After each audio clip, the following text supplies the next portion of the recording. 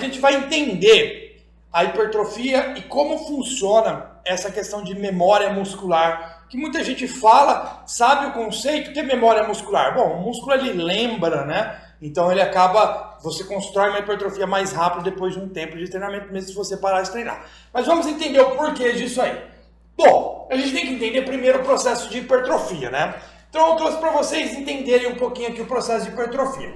A hipertrofia muscular funciona como? Primeiro, o básico aqui da estrutura muscular, tá? Esse é o nosso músculo, né?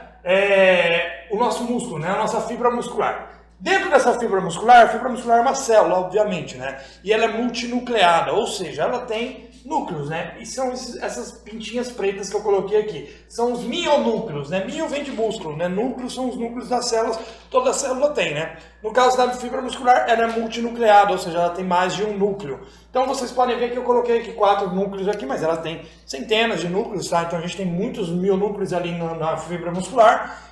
Até porque o massa muscular é um conjunto grande de fibras musculares, né? Então vamos lá. Aqui na extremidade dessa fibra muscular, a gente tem, na periferia da célula, né? A gente tem as células satélites, que são isso em azul aqui. E o vermelho é o nosso músculo, a nossa fibra muscular, tá bom? O que é hipertrofia muscular? Hipertrofia muscular nada mais é do que o aumento dessa fibra muscular. Tanto o aumento como a proliferação dessa fibra muscular, tá? Então a gente tem um aumento do volume da fibra e a gente também tem novas fibras podendo ser formadas ali dentro desse músculo. Claro que a maior parte da hipertrofia vem da expansão da própria fibra muscular. Então esse é o nosso músculo destreinado. Conforme a gente treina, vamos supor que a gente tem um período de 3 anos de treino. Esse indivíduo, durante 3 anos, ele fez treinos frequentes semanais, 3, 4, 5, 6 vezes a semana. Ele treinou musculação, levantou peso, progrediu carga. E aí a gente tem o quê? O aumento dessa fibra muscular. Ou seja, essa célula aqui, ela se tornou maior, ela duplicou de tamanho. Junto com a expansão da célula, a gente tem o quê? Um volume sarcoplasmático maior, ou seja, a gente tem um volume do sarcoplasma maior da célula, principalmente pela entrada de glicogênio, mais água, célula mais hidratada. A gente tem ali organelas dentro dela que multiplicaram para manter a atividade funcional dessa célula, né? E lógico, né? A gente ainda continua com essas células satélites na extremidade. A gente tem um aumento do número de células satélites? Sim, mas a gente tem também processos que vêm dessas células satélites que eu vou explicar nessa aula, tá? E uma coisa muito importante que acontece com o processo de hipertrofia muscular, que é a formação de novos mionúcleos, né? Vocês podem ver que aqui tinha menos e aqui tem mais mionúcleos, né? Então vocês podem ver que o volume de mionúcleos foi aumentado. O volume não, né? A proliferação de novos mionúcleos. E de onde esses novos mionúcleos vêm? Eles vêm das células satélites. Ou seja, um dos processos de hipertrofia muscular envolve as células satélites. Por quê? Elas participam tanto na parte de reparação e remodelação da célula muscular, porque elas ali ativam, elas participam da síntese proteica muscular, ela é um processo funcional importante para a síntese proteica muscular, tá? E elas também formam novos mionúcleos. E lembrando sempre que para acontecer a síntese muscular, a gente precisa receber o estímulo nesse mionúcleo, e esse mionúcleo vai sinalizar para a necessidade da síntese proteica, tá? Não só a síntese de proteínas contráteis, mas a síntese de enzimas, de novas organelas naquela célula. Então ela controla o conteúdo dessa célula muscular, dessa fibra muscular. Então essas células satélites, elas formaram novos mionúcleos. Obviamente a gente também tem a criação de novas células satélites, porque senão limitaria, né? Um dia acabaria, mas elas não acabam. Então essas células satélites, elas são formadas e elas podem formar novos mionúcleos a partir do estímulo do treinamento. O próprio estímulo da sobrecarga, do estresse metabólico, pode ativar essas células satélites para formar novos mionúcleos. E esses mionúcleos, né? Eles têm um espaço de domínio na célula. O que isso significa? Eles dominam um espaço na célula.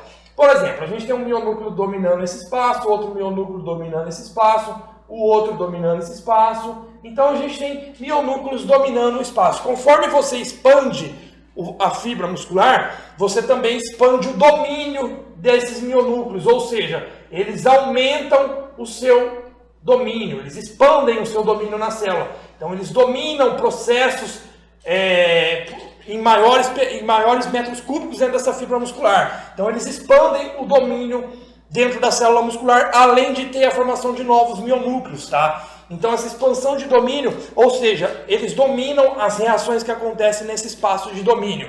Então eles têm essa expansão, além de ter nova formação de novos mionúcleos, tá? Isso é muito importante entender. Então, a gente tem no processo de hipertrofia, junto com a expansão da fibra muscular, do aumento, a gente tem o processo de ativação, proliferação e diferenciação das células satélites, que formam novos mionúcleos, tá bom?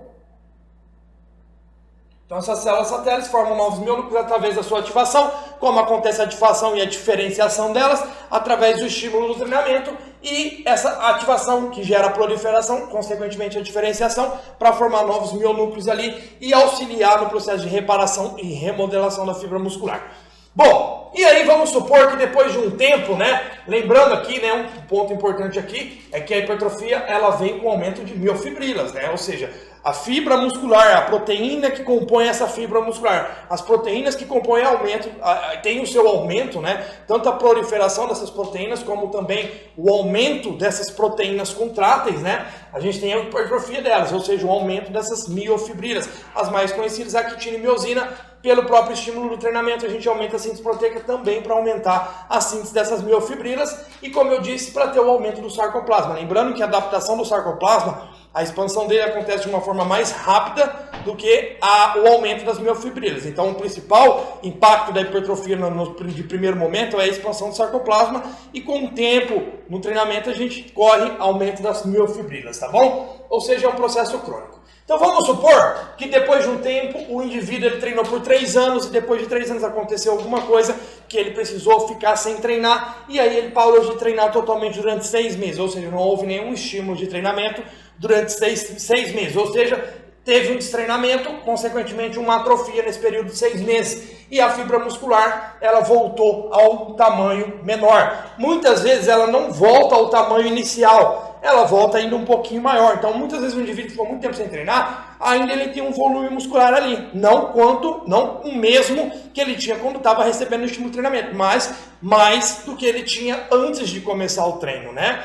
Então, a expansão desse músculo está um pouquinho maior. E um ponto importante aqui é que esses mionúcleos, eles continuam na célula. Ou seja, os mionúcleos eles não somem quando você para de treinar. Então, esses mionúcleos eles permanecem na célula ali. Mesmo depois de 15, 20 anos, os mionúcleos construídos a partir das células satélites permanecem na célula, na fibra muscular. E a partir dele, a gente vai ter a memória muscular. Por quê? Vamos supor que ele parou de treinar durante 6 meses sem nenhum treino, e aí ele volta a treinar. Em um período de menos de um ano... Em um período de menos de um ano, ele vai conseguir retomar ao tamanho que ele tinha depois de 3 anos de treino. Ou seja, ele levou 3 anos de treino para chegar aqui, ficou sem treinar durante 6 meses ou até mais tempo, e em menos de um ano ele recuperou todo o volume muscular dele. Ou seja, ele foi 3 vezes mais rápido para voltar ao volume muscular que ele tinha, considerando do ponto inicial. Ou seja, quando ele começou a treinar do zero, ele demorou 3 anos para chegar aqui. Ele parou por 6 meses, 1 ano, 1 ano e meio, não importa, porque os mionúcleos permanecem ali durante 15, 20 anos e o volume muscular ele estabiliza em um ponto, né? Por mais que ele ganhou gordura, ainda aquele volume muscular existe. E quando ele volta a treinar, ele vai ter uma aceleração da hipertrofia. Então ele vai ter uma facilidade em voltar ao volume que ele estava antes de parar de treinar de uma forma muito mais rápida, né? Então, o que realmente seria a memória muscular? A gente retoma a hipertrofia mais facilmente depois de muito tempo treinando e aí para de treinar, mas quais os principais motivos dessa memória muscular? Aumento e proliferação dos mionúcleos, ou seja, os mionúcleos que dominam a célula, ou seja, que ativam o processo de síntese proteica, de síntese de novas enzimas, eles permanecem ali. Ou seja, antes você tinha pouquinho, aí você proliferou novos mionúcleos e expandiu o domínio deles. Só que quando você parou de treinar, esses mionúcleos continuam lá, só a fibra muscular diminuiu porque não está recebendo mais estímulo do treino. E aí o que acontece? Quando você volta a treinar, você não precisa passar por esse processo novamente de proliferar muitos mionúcleos, porque você já tem muitos mionúcleos. Isso faz o quê? Você tem uma facilidade de receber e traduzir o estímulo do treinamento. Consequentemente, você vai ter uma eficiência na síntese proteica por outro motivo, junto com esses mionúcleos, que é a síntese de ribossomos. Ou seja, o treinamento, ele aumenta a proliferação e expansão dos mionúcleos e ele também aumenta a síntese de ribossomos. Quem são os ribossomos? São organelas responsáveis por traduzir a informação que vem do núcleo para gerar proteína, para gerar a síntese proteica. Ou seja, quando a gente treina, a sinalização do treino, seja do estresse mecânico ou metabólico, vai lá no mionúcleo e através desse estímulo, o mionúcleo ele recebe esse estímulo e aí ele produz um RNA mensageiro, que é um mensageiro que vai ser direcionado para os ribossomos, e lá nos ribossomos esse RNA mensageiro vai ser traduzido em proteína, ou seja, ele carrega o comando do mionúcleo, ou seja, o mionúcleo ele vai, estamos recebendo um estímulo, o que a gente tem que fazer? A gente tem que sintetizar mais proteína para suportar mais esse trabalho, porque é uma adaptação que a gente precisa passar para suportar o que a gente está suportando nesse momento, a gente precisa de mais. E aí essa mensagem vai lá para os ribossomos recebem essa mensagem e traduz as proteínas através desse RNA mensageiro que veio do núcleo, tá? E aí a gente tem a eficiência na síntese proteica. O que seria essa eficiência na síntese proteica? A gente consegue receber o estímulo com mais facilidade do treinamento, a gente sintetiza um pouco mais de RNA mensageiro, mas o ponto mais importante é que além da gente ter mais mionúcleos para mandar essa sinalização, a gente tem uma eficiência na síntese proteica que é o que? A gente consegue traduzir mais proteína por RNA mensageiro. Vamos supor que no começo do treino, a cada RNA mensageiro, você traduzia 50 proteínas por RNA mensageiro.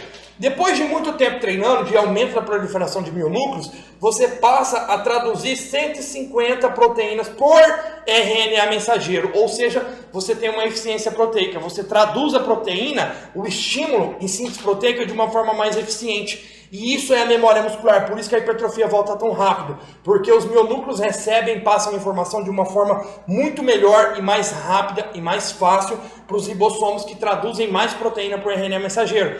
Porque não adiantaria você sintetizar mais RNA mensageiro se os ribossomos não tivessem a capacidade de traduzir isso em proteína. Então você daria muito estímulo, mas os seus ribossomos não traduziriam no mesmo ritmo dos estímulos. Então por isso que a gente tem que respeitar o nível de treinamento e a capacidade de resposta de cada um. Obviamente alguns têm uma resposta muito mais rápida e outros mais lenta, mas esse processo acontece em todos, tá bom? E aí a gente chega, depois de entender a memória muscular, a gente vai entender um pouquinho o que leva a essa hipertrofia que eu citei, né? Que é o aumento das miofibrilas e a expansão do sarcoplasma.